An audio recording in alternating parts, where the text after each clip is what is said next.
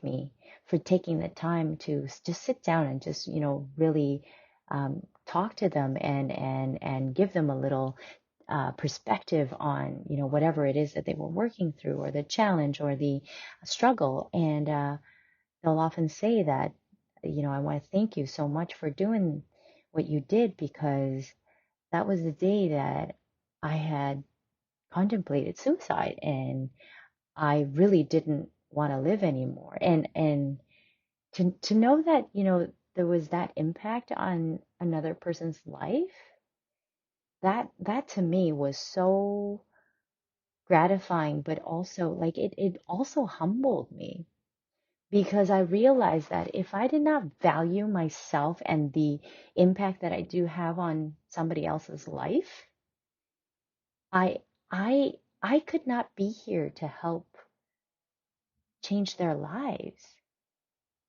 If that was the end of their life, I would not know them as they are today.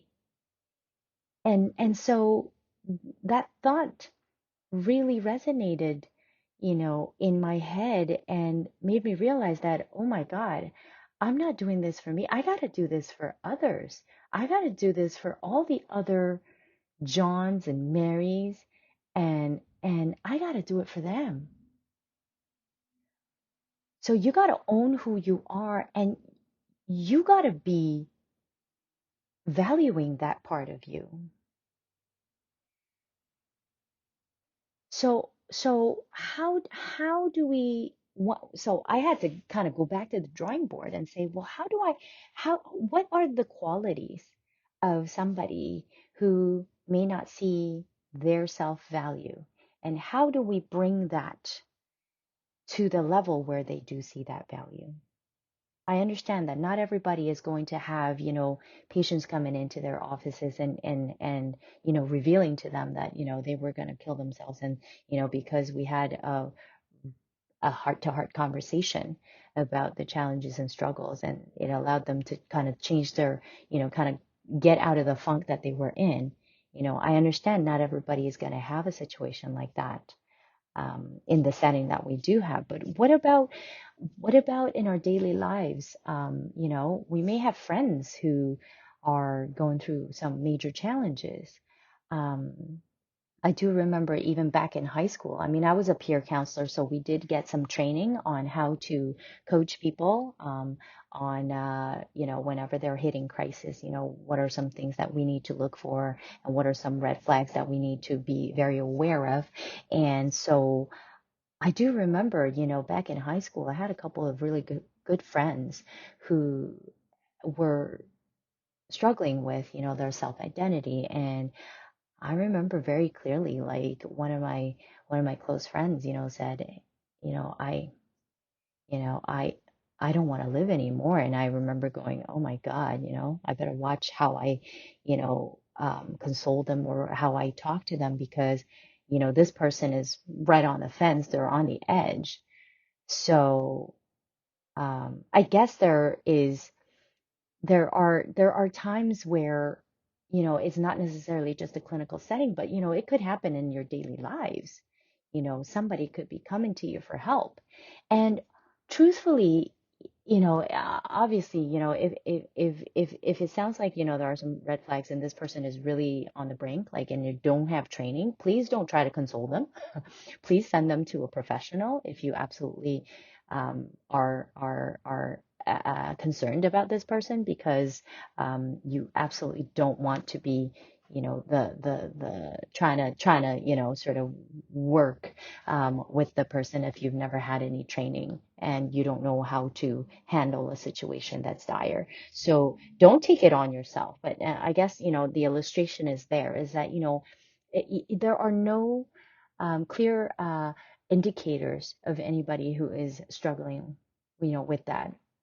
And personally, I mean, yes, I've had peer counseling, when I was in high school, and I have also personally walked through the fine line of wanting to end my own life. And so I have been equipped with a lot of tools that I can pull from. And so, I say again, this is a definitely not something that you want to be taking on if you've never had any training or experience with. So, um, what are some things that you can actually start to do by owning who you are? I think one of the easiest examples I can give you to start thinking about is what, how do you feel? Are you comfortable in your own skin? How do you feel about yourself? Because another part of self value is quite often we'll see people around us who are sporting their LV bags or their, double C, high heels, and they've got their Burberry trench coats, So a lot of external validation comes from wearing brands. Somebody who's really comfortable in their own skin doesn't necessarily have to be flashy with whatever they have because they are comfortable, just being who they are. And to get to that level of comfort is not easy because growing up, we have been taught that, people who have things, they live a certain life, and there's that perceived notion that they have it all. They've got their life together, and quite often, that's not the case. But we tend to then end up striving for those things.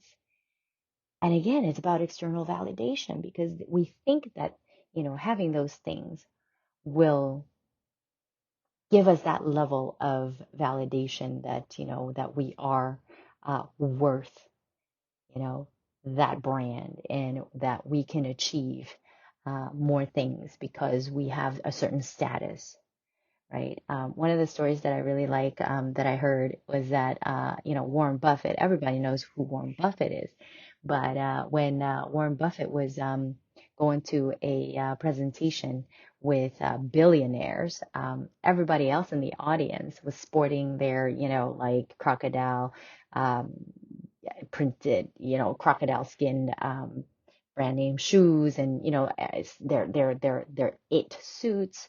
Warren Buffett walked in and he was wearing like a shirt, a very simple shirt and trousers, and he was sporting just a really simple pair of dress shoes uh, from like one of the department stores. So it was really interesting that Warren Buffett, who is probably one of the, if not at the top, but he is definitely at the top, like 2% of the entire world for wealth.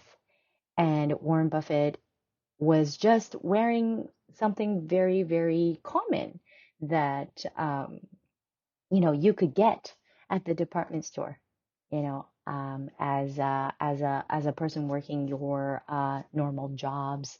And it was really interesting because that made a really big impression in my mind, that if we can all get to that comfort level and not have to dress a certain way or drive a certain car, um, that it brings a certain amount of uh, sense of security about ourselves.